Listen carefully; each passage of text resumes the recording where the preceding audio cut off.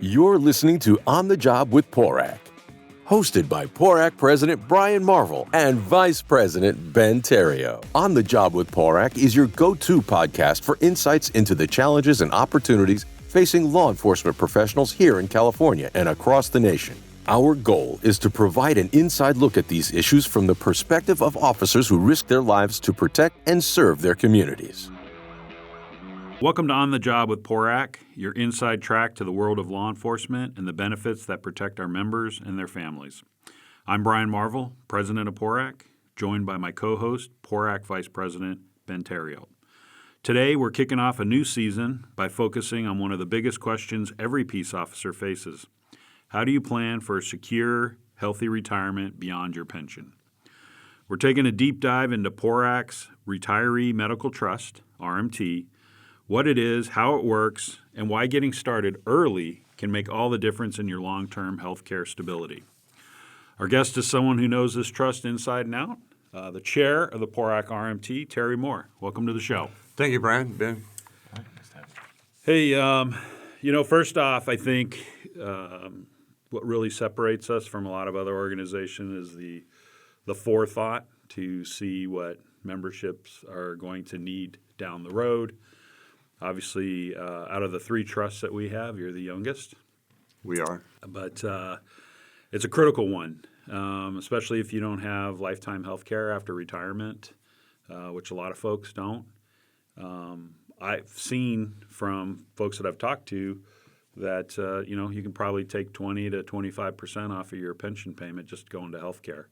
I think that's a pretty fair assessment. And, when I think of the number now, what I'm paying and what my wife and I have to pay and for health care, all encompassing, that's probably a pretty close figure. So with that, it was great that PORAC and you and some other folks had the vision to want to introduce an RMT and create it. And the RMTs in all 50 states are eligible to be in all 50 states. Correct, yeah. And obviously, starting in California, we have a lot of California members. So I guess the first question we should ask you really is just give us an overview of what the Retiree Medical Trust and why it's so important for people to consider it. Because if you're a member and you don't have lifetime health care, you should be talking to your association saying you need to get PORAC RMT. Absolutely, Brian. So the idea started when a few of us realized that we didn't have anything for health care when we retired. I mean, zero. If you're working for an employer or a municipality wherein they provide that for you, you're a blessed person for sure. You have a benefit that probably is going to be very difficult for any association, POA or DSA, to ever negotiate again. I just don't think we're going to see that. It's just too exorbitantly expensive. So we decided we had to figure out a way to put money aside while we were working, and we do that on a pre-tax basis. So we got the money going into a bank, and then that account is making money through proper professional investments. And there are no taxes on the earnings, so it's like the second tax-free component. And then once a participant retires and starts getting a benefit, then that is also not taxed. So the money is never taxed, and that really is the idea. Like, without the RMT, you can still purchase health care insurance for you, and you can pay for it. You're just going to pay more money. I've been around cops long enough to know that they like a bargain. And so the bargain is figure it out, get your money going into the RMT, and save a lot of bucks and use those dollars for something that you really like and loved in another area. So really the money goes in tax-free, the interest is tax-free. When you pull it out, it's tax-free. As long as it's paid, as long as you're using the funds for that, I forgot the section in the IRS code, the medical necessary section. Right. It has to be, all the money has to come out and go to reimburse the participant for medical expenses. That I can tell you right now. So what that covers is premiums, deductibles, co-pays, prescription meds, and that's medical, dental, vision, chiropractic. It even can cover what we call a shared premium, like your spouse might have work for the school district, and maybe you have to pay $100 a month for that family plan right there. So we can reimburse for that as well. That's the only time that there's a tax consideration. Everything else is totally tax-free. That's awesome. So let's go back to what we talked a little bit about earlier about folks that don't necessarily have a retiree medical trust. Why is the planning so important, and why should you start earlier versus a little bit later, even though I think you should start at any time if you don't have it, because that will help at least offset some expenses? Yeah, you know, the reason you start early is for the same reason that you work a long time if you have a pension plan. You can't work 5 years, retire comfortably on that. And this is absolutely no different. You can't contribute for 5 years and expect to have enough money to cover much of your health care expenses. So get in early. In fact, so actuarially, this trust is still fairly young, 17 years last September. We haven't had anybody work an entire career and at the same time contribute to the trust. So we just haven't got there yet. The reason it's important is for the same reason that whoever created the CalPERS pension plan had the foresight to do that, because I'm pretty sure those guys didn't get a full pension either. But I'm sure all of us are very happy that it's there and available, because now we can have the ability to work an entire career and get a decent pension plan. So it's the same thing. You need to get in there, start putting the money into it, and occasionally increase the contribution. As your wages go up, you have a little bit more money to put in, and then that benefit will be waiting for you. And we have people now that are coming out with a pretty good chunk of change, and they routinely call us back and tell us how delighted they are and excited that somebody, association leadership, decided that their group needed to participate. And I think that's one of the biggest problems we see being, I think you led your union too. I did. And, the younger folks, they just want cash in hand. And they don't, like you said, they don't have that vision or forethought about, hey, what's this going to look like 30 years down the road? So trying to convince them to participate in this is a task, because they would rather have the extra, $5 an hour in their hand to be able to buy all the stuff that they want to buy versus when I retire, I'll just figure it out. Versus if you started putting that money, that small pool together, you're going to have a large chunk of change at the end. A lot of people don't realize that talking about CalPERS, like your medical in most situations, even if you're 1937 Act, so whatever your pension plan is, like that medical comes right off the top, and happens right instantaneously. A lot of people don't realize that, and there's really a lot of education. It's tough because you tell folks stuff, but it doesn't always sink in. And then even if people take a medical or an industrial disability retirement, they're like, oh well, that's a medical retirement. So I think sometimes people get confused, like, oh well, my medical is covered. It's like, no, it's not. No. It's going to come off the top of that too, whatever that small amount is. Yeah. You're absolutely right, both of you. The biggest challenge that I think we see out there is the generation gap and just not seeing down the road. One of the easiest ways to combat that resistance is to get the employer to make the contribution. Every time I've seen that vote taken when the employer is going to pay, it's always been 100% because there's no reason to not take the money from the employer. So, and sometimes in this trust, in the RMT, those contributions can be made by the employee, they can be made by the employer, or a combination of both. It just doesn't matter. IRS doesn't care about that situation at all. So what is the current funding status of the trust right today, or close to it? In terms of? How much money you have in the trust? Oh, yeah. Today, this morning I checked, the trust has, we're the newest trust, the smallest trust, and we probably have the biggest pocketbook right now. We have $185 million in the bank this morning. Wow, that's phenomenal. And I always consider, you and I were talking earlier, every penny of that belongs to cops and firemen. And we try to keep the expenses as judicious as we can. I won't say we pinch pennies, but we try not to waste them at the same time. Yeah. I've told you this for the last 8 years. I honestly feel in the next 10, 15, maybe 20 years, this trust will be the largest public safety trust in the United States for RMT. Public safety, not all, but just for public safety, I think you'll be $500 million.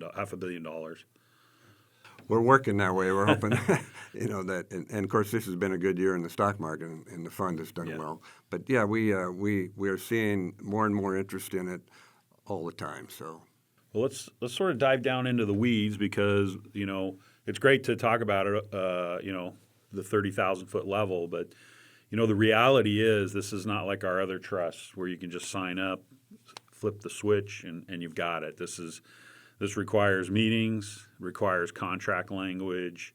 There's a lot of moving components in it. But once it's set up and it's running, it's a great benefit. So, how do people? Let's say I'll give it a I'm jump new. off. Yeah, I mean, so my local's in negotiations right now. How do we get into the trust? Yeah. So we are different in the sense that Brian was describing. Participation in the trust is got to be delineated in your labor contract, your MOU, and it's not our rule. So we're governed by two federal groups, the IRS and the Department of Labor. They require that participation be non-elective, and so it has to be enumerated in that MOU. That's probably one of the biggest hurdles that we have to get over. So a lot of associations have made the mistake of drafting their own language, signing on the contract, and then saying we're in. I wish it was that simple because we have a legal team, and they have to review that language. And if changes need to be made, if you know anything about bargaining, I'm sure both of you do, going back with your tail between your legs is not fun. No. Saying we need a redo. So the biggest thing is to, first of all, to understand that we will come to your association and explain everything to you and to your members. I often say the best way to do it is to start slow with a small group like the board, your board of directors, and get everybody there to understand the ins and outs of the program. And they'll share some of that at roll call training and maybe general membership meetings, and then we can come back later on and give a bigger presentation. Once you have made the decision to proceed, then we will provide the language. Now we have it canned, and we actually say this is not the language you're going to start with. This is the language you need to use. And sometimes the attorneys push back a little bit because they want to put their hand on it. You know how that goes. But they literally could, if they want to use it word for word, plug it into the contract. Once that's in place, then it's a matter of getting the initial spreadsheet with your HR department, and that's demographic information on all the participants. We need to educate, and we do this virtually, your finance department on how to report on the spreadsheet. They're very good at putting numbers into an Excel spreadsheet. And once those things are in place, then it's full steam ahead. Yeah, and once the contract's approved by council and everybody signs everything, you're in the trust. So now, moving on from that point, I'm an individual member. I have the RMT. What do I get? How do I know I'm in? Yeah. Well, we have a website, and there'll be a portal where you can go online, register. In fact, we hope you do it like the first month you're in. Register with us. Make sure we have your information correct. Keep us apprised of that information as it changes. You add a child to the equation, we need to know the name of that child. If you have a change in your marital situation, we need to know that. We need to know who a spouse is, a lawfully wedded spouse. And you can follow the information will show you what's happening in your account. So, but basically every month your employer is going to send in whatever amount you've decided on, send it to us. We'll have it invested, and we'll keep track of those numbers. Is the recommended for non-department emails, just like we do at PORAC? It's like you got to move your stuff off of the department emails. It's so funny sometimes to listen to folks. They're like, I can't give you my email address. It's like, we're not going to spam you. The information we're sending you is legitimate stuff you should probably know. And if you're a member of the RMT, it's important that you keep track of your account. And I know sometimes life is super busy and there's a lot of things going on, but the reality is this is your money. I always found it interesting when I talk to guys and they never even check their paycheck. Yeah. Ever. Or people don't understand their paycheck. Yeah. And it's like, Well, we took a cue from PORAC, Brian, and it was a meeting in Reno a year ago, August, I believe, and when you decided no longer to accept government email addresses, and we just went with that, and that's the way we are now, too, and it's working out better. Yeah, 100%. You should. Yeah, I wouldn't do any correspondence on my department email unless it was official business, just for a variety of reasons. But this is just so critical that you try to keep your stuff up to date with the RMT, because I know it's a constant battle. It's not only with RMT, we get it with our other trusts, but as you're building and expanding, and hopefully we can get more folks involved outside of the current states that are actively involved in the system. It would be fantastic if we could start getting into actually all 47 other states. Yep. Are we in 3 states? Yeah, 47 other states. No, that'd be awesome. Yeah. You kind of touched on this earlier. Members have, it can be member only paid, or employer paid, or both, right? Correct. What do you generally see? Is there a trend one way or the other? Or? That's one of the most common questions, because we have a minimum of $100 a month contribution. Okay. We have everything from $100 a month all the way up to $750 a month. I will tell you that the $750 is with a municipality that makes the entire contribution. Wow. And that was an exchange for a PEPRA consideration back in 2013. So, Someone played that smart. I know we talked a little bit earlier. So talk a little bit about the vesting piece, because there's, I guess, 2 types of vestings that happen. yeah, exactly. So on the day an association were to join, and I think we used January 1st as an example, on that day, everybody in the association represented by that group would have to contribute for 5 years in order to be eligible for the lifetime benefit.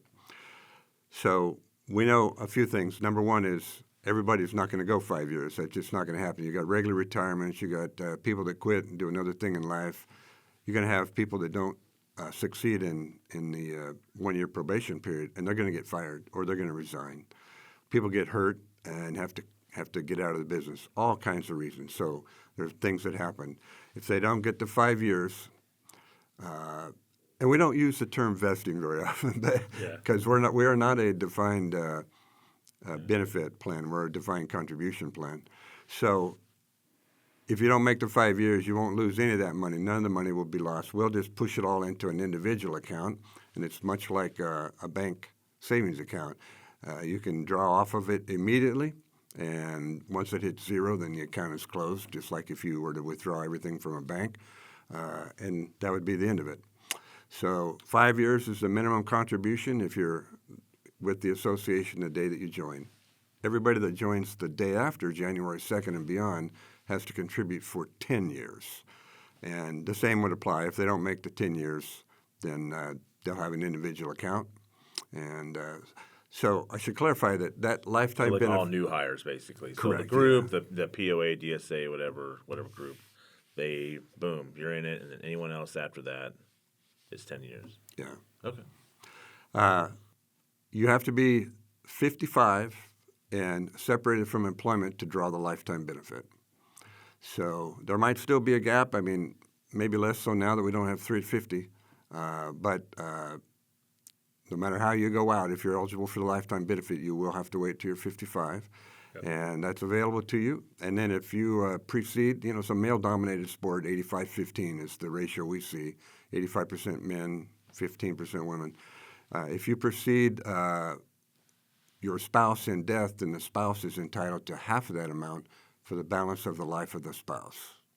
Wow. So, and there are other considerations. If there are children and there's a death in the family, we have something we can cover some benefit for a small period of time and get them through that. So. Well, and also, so let's talk a little bit of the makeup of the trust. So there's 5 trustees. Yep. So we got the 4 regions, 1 trustee from each region, and then 1 board appointee that sits on there. All peace officers at one point, either active or retired.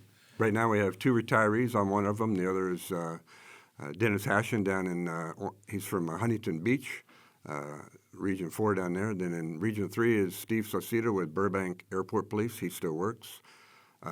Region 1, Brian Dutton from Gilroy.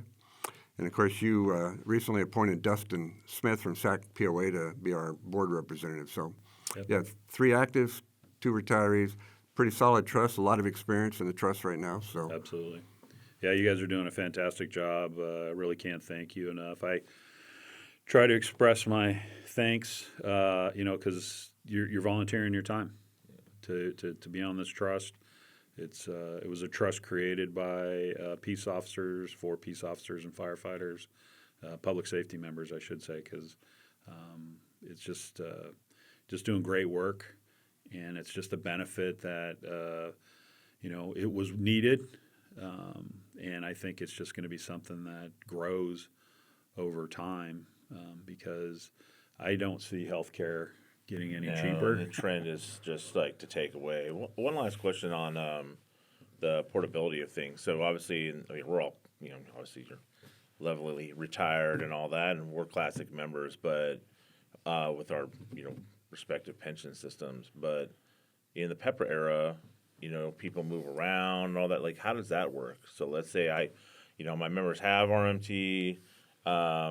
You've been around for a few years. And then you go somewhere, and then you go somewhere where you lateral somewhere where there's no RMT. How does that work? yeah, so the best way to explain that is just like with a CalPERS pension. If you're in CalPERS and working a job, and then you stopped and you went and started hammering nails and building houses, the CalPERS pension will stay there and wait for you until you become age eligible. And unless you get another job with a CalPERS agency, then nothing changes with that pension plan for you. You just have to wait. Same with us. Now, we have about 74 associations participating. It's probably about 52 unique employers. If you leave one agency that has RMT and you go to another one that does, you just pick right up, just like coming back to work for CalPERS. Right. If you go to one that doesn't have it, then nothing will change with that. You just, depending on where you were at when you left, you wait for that lifetime benefit at 55. If you have another association that you go to work for and they have a trust or they have a different type of an event, you participate in that. Has no effect on what you do with the RMT, none. So, All right. Well, we got just close it up with a couple more questions, and this is more looking forward. What's on the horizon for the RMT? Is there any news that you want to report out on that, or any enhancements that you're working on? Yeah, Brian, one of the things that we're doing is we've had a deep dive, a Herculean effort, if you will, to try to find missing participants. Because as you mentioned, you leave employment, if you have used that government email address with us, it's not working. So we've had a lot of people not provide us with a good address. We have really worked hard to find. We've found almost half of them. And I'm finding members that have 20, 30, one of them $57,000 in an account and didn't even know they had it. And you have to skip trace somebody to be like, hey, you got some money. Yeah, exactly. And as you might well suspect, those phone calls sound like a scam. Yeah, Sure. And I've had everything from thank you to, the other one, F you, So anyway, so we're trying to make sure that we can attack that problem and try to find people, make sure they keep their information, current with us. But one of the big things that is happening, currently we have a third-party administrator that we're going to sever our contract with, and we've hired a new company, and we're in the middle of a transition. Now, the transition on those things today are different than it was 12, 13 years ago. There's no more banker boxes full of paperwork. It's all digital. Most of it is digital. And we've started the process today. Some of the transfer information is transferring from one to the other. But that whole process is going to take time. We have to rebuild the website. We have to have a new portal. I know cops typically they don't enamor change very well. So, but there's going to be a little bit of change. Our new go-live date for the new TPA will be April 1st. And so between now and then, we're going to do our best to minimize problems. There's going to be some bumps in the road. We know that. And there's going to be some noise made. But just hang with us. It's going to be better. I won't say new and improved. But we do think it will be improved, but it's not, the process isn't going to be new. It'll be just slightly different. So, but if you have any questions, call me, call any of the other trustees. We're all problem solvers. That's what cops are. That's what they do. You know, there's a 415 down at 5th and Main. In other words, the dispatcher says, fix that situation and get back to me. Tell me when you're done. So that's what we'll do. If you got a problem, we'll fix it and we'll make it right. So last question, and this is, again, looking forward. And one thing I do want to say, though, is that you can merge with others. So if there's a trust out there that's not performing as well as ours, they could approach you and try to merge and become part of PORAC's RMT. Isn't that correct? Absolutely. In fact, if you go back to how PORAC started, it was two cops, me and one other one, had individual trust at their own associations. He and I merged, and then we helped PORAC start the trust, and we merged our trust into PORAC. That was one of the first mergers. But we've done it, I think, probably 6 times in the 17 years we've merged other groups. We have a large Southern California trust looking right now, and for the simple reason that ours is performing better and going to have a bigger, better benefit than the one they're in. So, absolutely, yeah, we can do it. It takes a little bit of time, a little bit of work, but it's not a problem. So for somebody that's listening to this that isn't in the RMT, what would be your message to get them to get their association to consider looking at PORAC RMT? The biggest thing is you need a board, probably your president for sure, needs to be just educated on it. You cannot wait. Every single year at conference, this year was no exception, people come by the booth and say, hey, I'm about to retire. I'm going to need that.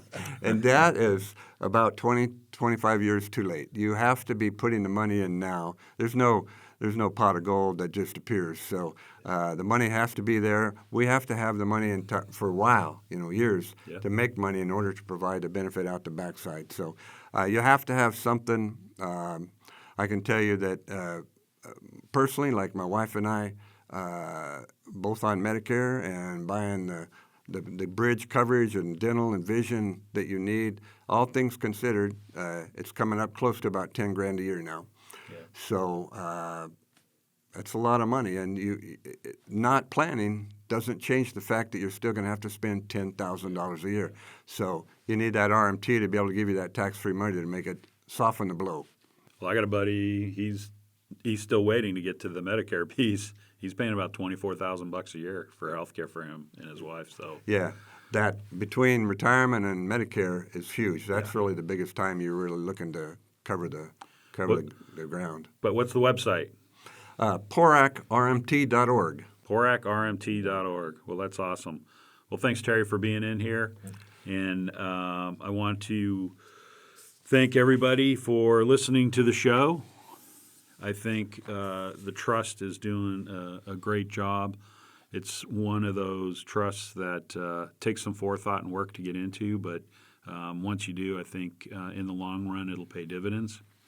So this brings us to a close to our Season 9, Episode 1 of On the Job with PORAC.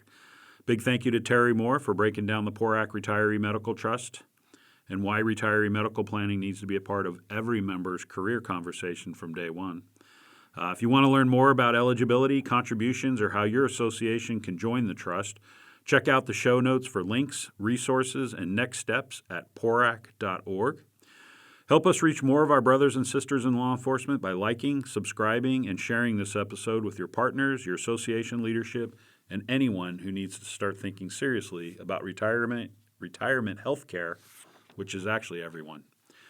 Your voice in planning today helps secure a safer, more stable future tomorrow. This is Brian Marvel with Ben Therriault signing off. Till next time, stay vigilant, stay safe, and keep planning for your future.